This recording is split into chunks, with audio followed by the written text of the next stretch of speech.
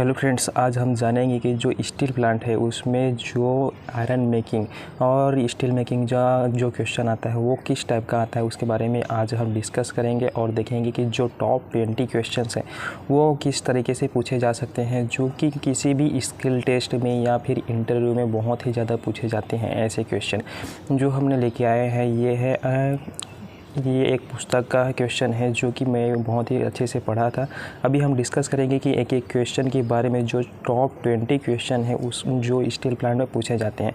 तो दोस्तों उसमें देखते हैं कि जो स्टील प्लांट में जो क्वेश्चन पूछे जाते हैं वो किस लेवल के पूछे जाते हैं। यानी कि दोस्तों ये जो पहला क्वेश्चन है यहाँ से हम लोग स्टार्ट करेंगे, उसके बाद पूरा टॉप 20 क्वेश्चन का करेंगे। उसके पहले जान लेते हैं कि दोस्तों जो हमारा क्वेश्चन है वो मैनेजमेंट ट्रेनिंग के लिए, यानी कि आप किसी भी कंपनी में इंटरव्यू देने के लिए जाएंगे या फिर वहाँ पे आप स्किल टेस्ट देने के लिए जाएंगे तो ये क्वेश्चन मैक्सिमम चांसेस है कि यहाँ से पूछ सकता है। तो पहला क्वेश्चन के बारे में डिस्कस करते हैं दोस्तों, what is the steel production of our country. तो दोस्तों हमारे जो कंट्री में है वो कौन से तरीके से कितना हमको यहाँ पे स्टील प्रोडक्शन होता है। तो दोस्तों 2017 और 18 के बीच में देखें तो 103.13 मैट्रिक टन का हमको क्या मिलता था, स्टील प्रोडक्शन मिलता था हमारे इंडिया में।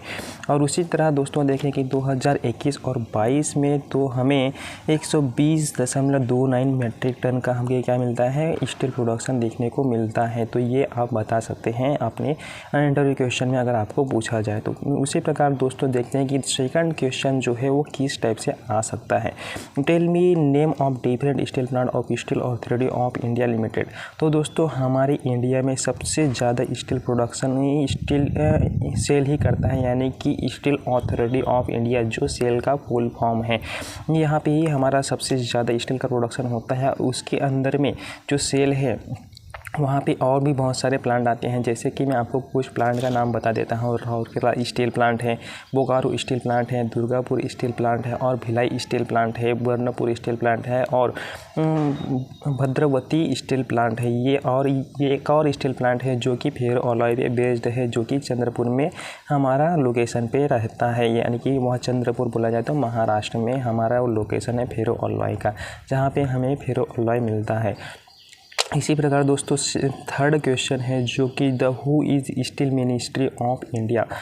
तो दोस्तों इसका आंसर है कुमारस्वामी, यानी कि इसका स्पेलिंग है दोस्तों, ये थोड़ा अजीब सा नाम लग रहा है, कुमारस्वामी, यानी कि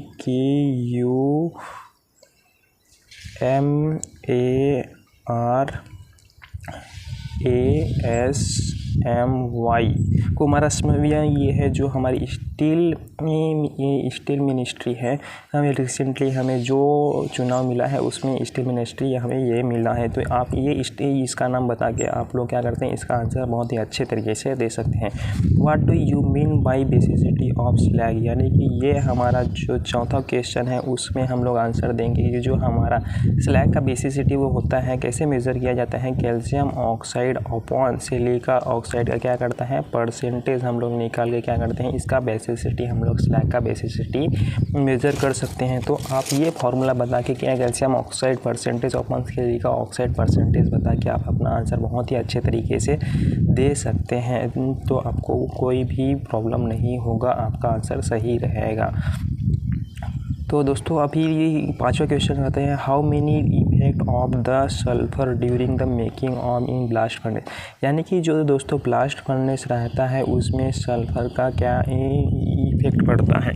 इन दोस्तों हमने सेकेंडरी स्टील मेकिंग या फर्स्ट स्टील मेकिंग में देखा होगा कि हम लोग क्या करते हैं, सल्फर का रिमूवल करते हैं। क्यों करते हैं दोस्तों, ताकि जो सल्फर है और फॉस्फोरस है वो हमें क्या है, इम्प्योरिटीज़ के रूप में मिलता है। यानी कि हम लोग जो स्टील प्रोडक्शन करते हैं उसमें हमें क्या करना है, सल्फर और फॉस्फोरस का रिमूवल करना पड़ता है, क्योंकि ये हमारी स्टील के लिए क्या है, इम्प्योरिटीज़ है। यानी कि दोस्तों ये जो है हमें काम का नहीं है। अगर ये रहेगा तो हमें बहुत सारे प्रॉब्लम होंगे। हमारे जो एक्चुअल ग्रेड का प्रोडक्शन करना है वो एक्चुअल ग्रेड हमें प्रोड्यूस नहीं होगा।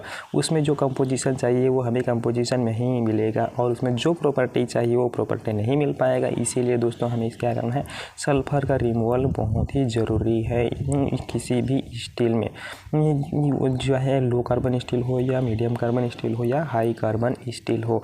What do your favourite subject in steel making, यानी कि दोस्तों अभी हम स्टील मेकिंग के बारे में डिस्कस कर रहे हैं और आप बोलेंगे कि दूसरे सब्जेक्ट का, तो आपको क्वेश्चन दूसरे सब्जेक्ट से ही किया जाएगा। इसीलिए दोस्तों आप इंटरव्यू देने जाएंगे, स्किल टेस्ट देने जाएंगे, तो आपका फेवरेट सब्जेक्ट आपको क्या बताना है, स्टील मेकिंग ही बताना है, ताकि रिलेटेड क्वेश्चन जो रहे आपको स्टील मेकिंग से ही पूछा जाएगा। तो आपका इसका छठवां का आंसर है, छठे क्वेश्चन का आंसर है स्टील मेकिंग। तो दोस्तों 7वें क्वेश्चन पे जाते हैं। तो 7वां क्वेश्चन जो है वो क्या है, which gas is blown in LD process and what is purity level. तो दोस्तों गैस है O2, ऑक्सीजन का हम लोग क्या करते हैं, लॉन्चिंग कराते हैं, और जो ऑक्सीजन के प्योरिटी परसेंट होता है 99.99% का हमको क्या करते हैं, प्योरिटी ऑक्सीजन को हम क्या करते हैं, एलडी कन्वर्टर में हम लोग क्या करते हैं, ब्लोइंग कराते हैं। तो इसका आंसर रहेगा ऑक्सीजन, और 99.99% का क्या करते हैं, प्योरिटी रहता है। उसी प्रकार देखते हैं दोस्तों 8वां क्वेश्चन क्या है। 8वां क्वेश्चन क्या है, do sulphurise and desulphurise taken place in LD steel making, explain it. यानी कि दोस्तों हमें जो सल्फराइजेशन प्रोसेस और डीसल्फराइजेशन प्रोसेस है और डिफॉस्फोराइजेशन प्रोसेस है, ये हमें एलडी प्रोसेस में कैसे करेंगे। यानी कि दोस्तों हमें जो स्टील बनाना है उसमें सल्फर और फॉस्फोरस का अमाउंट क्या करना है, मिनिमाइज़ करना है। यानी कि जो सल्फर और फॉस्फोरस है वो हमें क्या करना है, रिमूव करना है। इसके लिए हमें दोस्तों ये बेसिसिटी यानी कि बेसिक स्लैग बनाना पड़ेगा। जो हमारी स्टील है उसको बेसिसिटी बढ़ाना पड़ेगा, उसमें लाइमस्टोन ऐड करना पड़ेगा, जिसका फॉर्मूला होता है कैल्शियम ऑक्साइड। इसको हमें क्या करना पड़ेगा, एलडी कन्वर्टर में हमको चार्ज करना पड़ेगा, जिससे कि हमारा बेसिसिटी है जो स्लैग का वो क्या है, बढ़ जाएगा। स्लैग का बेसिसिटी बढ़ने से दोस्तों हाँ जो उसमें टेम्परेचर हाई रहेगा, तो उससे क्या करेगा, सल्फ़र जो है कैल्शियम ऑक्साइड जो है वो FeO से रिएक्ट करके क्या बनाएगा, Fe बनाएगा, और कैल्शियम ऑक्साइड बना के क्या करेगा, बाहर रिमूव हो जाएगा, और CO2 बनाएगा, जो कि CO है क्या करेगा, रिमूव हो जाएगा ऑक्सीजन के फॉर्म में। तो इस प्रकार दोस्तों हम लोग जो डीसल्फराइजेशन है, डिफॉस्फोराइजेशन प्रोसेस है, उसको हम लोग एलडी फर्नेस में आसानी से कर सकते हैं। अब दोस्तों देखते हैं कि हमारा अगला क्वेश्चन क्या है। हमारा अगला क्वेश्चन 9वां नंबर है, जो कि what step you consider when you produce stainless steel electric arc furnace. तो दोस्तों हम लोग जब इलेक्ट्रिक आर्क फर्नेस में स्टील का प्रोडक्शन करते हैं, यानी कि हमें क्या चाहिए, स्पेशल स्टील यानी कि स्टेनलेस स्टील। तो दोस्तों हमें स्टेनलेस स्टील बनाने के लिए इलेक्ट्रिक आर्क मेथड से एक रूटीन होता है। सबसे पहले जो इलेक्ट्रिक आर्क मेथड में हम लोग क्या करते हैं, वहाँ पे हम लोग यूज़ करते हैं स्क्रैप, यानी कि जो स्क्रैप रहता है उसको हम लोग क्या करेंगे, इलेक्ट्रिक आर्क फर्नेस में चार्ज कर देंगे। चार्ज करने के बाद उसको मेल्टिंग करेंगे, यानी कि उसको रीमेल्ट करेंगे। रीमेल्ट करने के बाद जो मेल्टिंग हो जाता है उसको हम लोग क्या करेंगे, रिफाइनिंग करेंगे। यानी कि जो इलेक्ट्रिक आर्क फर्नेस में है, हमें रिफाइनिंग के लिए क्या चाहिए, उसमें कैल्शियम ऑक्साइड ऐड करना पड़ेगा, ताकि उसका बेसिसिटी बढ़ जाए और टेम्परेचर हाई हो तो सल्फर और फॉस्फोरस का रिमूवल हो सके। इसके लिए दोस्तों उसके बाद हम उसको भेज देते हैं लैडल फर्नेस में, और उसके बाद जाते हैं VOD, जिसको बोलते हैं वैक्यूम, जिसके बोलते हैं एलडी के बाद क्या आएगा, वैक्यूम VOD में जाए वैक्यूम ऑक्सीजन डीगैसर, यानी कि यहाँ पे डीगैसिंग हो जाएगा, तो हमारा स्टेनलेस स्टील का प्रोडक्शन बहुत ही अच्छे तरीके से हो जाएगा। तो दोस्तों इसके बारे में हमने डिटेल वीडियो बनाया है, जो कि हमारा स्टेनलेस स्टील प्रोडक्शन के बारे में रहेगा, यानी कि हमें स्टेनलेस स्टील जो है वो कैसे बनाएंगे, यानी कि उसके बारे में एक डिटेल फ्लो चार्ट में बताया गया है, और स्टेप बाय स्टेप आपको अच्छे से समझाया गया है। अगर दोस्तों आपको स्टेनलेस स्टील के बारे में समझना है तो मेरा स्टेनलेस स्टील वाला बस वीडियो आप ज़रूर देखिएगा। तो दोस्तों चलते हैं कि अगला क्वेश्चन, हमारा अगला क्वेश्चन क्या है, यानी कि 10वां नंबर का क्वेश्चन क्या है। 10वां नंबर का क्वेश्चन कहता है what are the differential Bessemer steel making process, यानी कि बेसेमर स्टील मेकिंग प्रोसेस को आपको क्या करना है, डिफाइन करना है। ये जो वर्ड आया है 3D पॉलीमेरिस्टोस, ये जो वर्ड है वो वही है। आप बेसिमर प्रोसेस जो है बेसिमर प्रोसेस ही रहेगा, उसमें कोई डिफरेंस चेंजेस नहीं आएगा। तो दोस्तों आपको सिंपली बेसिमर प्रोसेस जो है BOF है उसको सिंप्लीफाई डिफाइन कर देना है। जो बेसिमर प्रोसेस है वो ब्लास्ट फर्नेस से क्या करते हैं, रॉ मटेरियल को यूज़ करते हैं, यानी कि रॉ आयरन को हम लोग क्या करेंगे, बेसिमर BOF में चार्ज कर देंगे। BOF में चार्ज करने के बाद दोस्तों क्या क्या प्रोसेस होता है उसमें हम लोग ब्लोइंग कराते हैं, ऑक्सीजन का क्या करते हैं। जैसा ये हमारा बेसिमर प्रोसेस का एक पार्ट है, तो यहाँ से हम लोग नीचे से क्या करते हैं, ब्लोइंग कराते हैं, एयर का ब्लोइंग कराते हैं, जिससे कि उसका ऑक्सीडेशन बढ़ जाता है और वहाँ पे जो कार्बन रहता है, कार्बन जो रहेगा वो क्या करेगा, O2 से रिएक्ट करके CO2 बना के क्या हो जाएगा, रिमूव हो जाएगा। तो इस प्रकार दोस्तों जो है वो रिमूव हो जाता है बेसिमर प्रोसेस में। इस प्रकार हम लोग अच्छे से डिफाइन कर सकते हैं कि ब्लास्ट करने से जो स्लैग आता है, यानी कि रॉ आयरन आता है, रॉ आयरन जो आएगा उसको हम लोग क्या करेंगे, बेसिमर प्रोसेस में यूज़ करेंगे, ताकि हमें स्टेनलेस अच्छे से अच्छे ग्रेड का स्टील हमें मिल सके। तो इस प्रकार आप डिफाइन कर सकते हैं BOF प्रोसेस को। इसी प्रकार दोस्तों देखते हैं कि जो हमारा अगला क्वेश्चन है वो क्या है। अगला क्वेश्चन है दोस्तों हमारा 11वें नंबर का था, what is the difference between annealing and tapering. दोस्तों इससे ये है जो है कि स्टील मेकिंग प्लांट का क्वेश्चन नहीं है, लेकिन इसमें स्टील मेकिंग में पूछा गया है। दोस्तों एक्चुअली अगर देखा जाए तो ये क्वेश्चन है हमारा फिजिकल मेटलर्जी। जो फिजिकल मेटलर्जी का क्वेश्चन है वो है एनेलिंग और टेम्परिंग। तो दोस्तों एनेलिंग में क्या करते हैं, दोस्तों हमें एनेलिंग पूछा जाए तो हमें एक डिफाइन कर देना है कि सर हम भी जो एनेलिंग है उसमें क्या करते हैं, हम लोग फर्नेस कूलिंग करते हैं, यानी कि जो फर्नेस में हम लोग उसको लोअर टेम्परेचर में हम लोग हीट करेंगे, उसके बाद उसको क्या करेंगे, कूलिंग करेंगे, यानी कि फर्नेस में ही हीट करना है हमें और फर्नेस में ही क्या करना है, कूल करना है और हीट करना है। इसको हमें क्या बोलेंगे, स्लो प्रोसेस। और इसके बाद जो हमारा प्रॉपर्टी मिलता है वो बहुत ही अच्छे मिलता है, यानी कि उसका डक्टिलिटी बहुत ही ज़्यादा रहेगा, जिससे कि हम लोग उसको प्रॉपर्टी के हिसाब से एप्लीकेशन कर सकते हैं। उसी प्रकार दोस्तों टेम्परिंग के प्रोसेस है। टेम्परिंग प्रोसेस एक डिफरेंट टाइप का प्रोसेस है, यानी कि दोस्तों टेम्परिंग में हम लोग क्या करते हैं, टेम्परिंग में हम लोग करते हैं जो क्वेंच के बाद, यानी कि क्वेंच जो करते हैं, क्वेंचिंग प्रोसेस रहता है उसमें हार्डनेस ज़्यादा बढ़ जाता है। तो उसको हार्डनेस और ब्रिटलनेस को हमें क्या करने के, कम करने के लिए हमें क्या करना पड़ता है, टेम्परिंग करना पड़ता है। ये जो टेम्परिंग प्रोसेस है वो डिफरेंट टाइप के कार्बन परसेंटेज, यानी कि कार्बन परसेंटेज के हिसाब से हम लोग क्या करते हैं, उसका टेम्परेचर लोड करते हैं, यानी कि 250 से हमें क्या करना है, 650 तक का क्या करते हैं हम लोग, टेम्परेचर तक का क्या करते हैं, टेम्परिंग करते हैं, जिससे कि हमारा जो हार्डनेस है वो रिमूव हो सके और हमें सही हार्डनेस मिल सके कार्बन परसेंटेज के हिसाब से। इस प्रकार टेम्परेचर डिफाइन होता है टेम्परिंग का। तो tempering is a brittleness and hardness removing process है, जो कि क्वेंचिंग के बाद, आफ्टर क्वेंचिंग के बाद।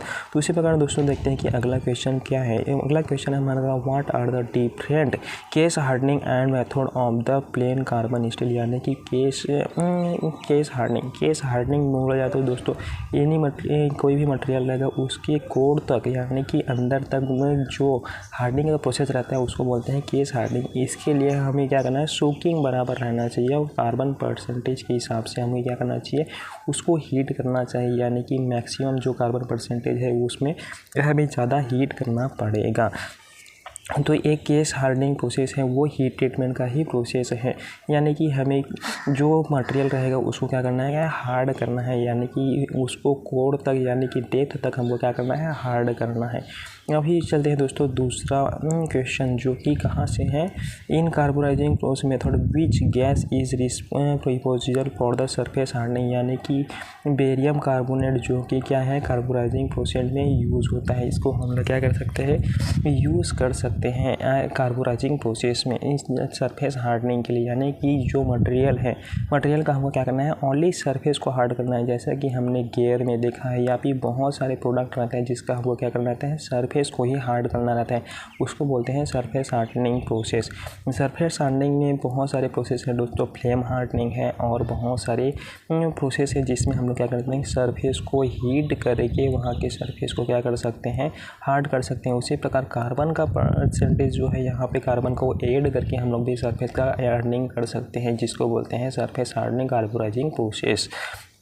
उसी प्रकार दोस्तों अगला क्वेश्चन में चलते हैं। तो अगला क्वेश्चन हमारा क्या बनता है, what are the temperature commonly carburised of steel in eastern, यानी कि what are the temperature commonly carburising eastern, यानी कि जो दोस्तों कार्बोराइजिंग प्रोसेस है, यानी कि कार्बोराइजिंग भी प्रोसेस देखा जाए तो फिजिकल मेटलर्जी का क्वेश्चन है। इस क्वेश्चन में दोस्तों हम लोग फिजिकल मेटलर्जी से रिलेटेड क्वेश्चन में बहुत सारे डाउट में रहते हैं कि ये प्रोसेस क्या है, वो प्रोसेस क्या है, लेकिन कार्बोराइजिंग प्रोसेस दोस्तों 800 से 1000 टेम्परेचर के रेंज में होता है, यानी कि दोस्तों इस रेंज में हम लोग क्या करते हैं, कार्बोराइजिंग प्रोसेस करते हैं, जिससे हमारा ऑस्टनाइजिंग टेम्परेचर प्रोड्यूस हो जाएगा और वहाँ पे अच्छे से हमारा क्या होगा, हीट ट्रीटमेंट प्रोसेस है वो अच्छे से हो जाएगा, कार्बोराइजिंग प्रोसेस है वो अच्छे से हो सकता है। तो इसी प्रकार दोस्तों अगला क्वेश्चन देखते हैं कि what are the different aluminium industries, यानी कि जो भारत एल्यूमिनियम है, ऐसा बहुत सारे एल्यूमिनियम इंडस्ट्रीज़ हमारी इंडिया में हैं, जो कि बाल्को बाल्को जो है वो एल्यूमिनियम बनाता है। इसी प्रकार बहुत सारी इंडस्ट्रीज़ है जो हमारी इंडिया में क्या बनाते हैं, एल्यूमिनियम बनाते हैं। इसी प्रकार आप नेट में सर्च करके एक स्टील बनाने के अलावा जो सेकंड क्वेश्चन था उसके अलावा हमें एल्यूमिनियम की इंडस्ट्रीज़ का नाम क्या है याद रखना पड़ेगा, ताकि हम अपने इंटरव्यू में या स्किल टेस्ट में अच्छे से बता सकें।